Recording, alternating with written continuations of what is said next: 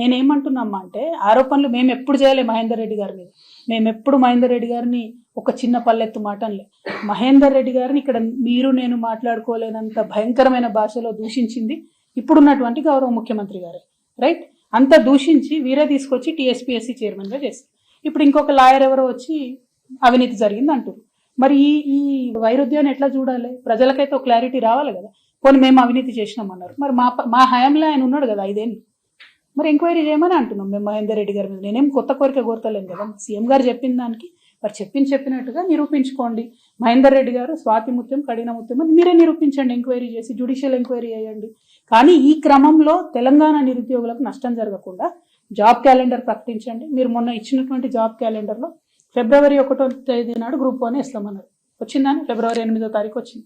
ఏమన్నా అంటేనేమో ఎక్కడ మేము ఇప్పుడే వచ్చినాం, నిన్ననే వచ్చినాం, ఇంకా మూటాములే సర్దుకోలేదు అంటున్నారు. Okay, no problem. దీనిలో ₹1 ఖర్చు లేదు కదా. ప్రాసెస్ ఇనిషియేట్ చేయాలి కదా. టైమ్లీ ఇనిషియేషన్ ప్రాసెస్ కోసమే అడుగుతున్నాం, బడ్జెట్ కోసం అడుగుతలేము. అది ప్రజలు గమనించాలని కోరుతున్నాం.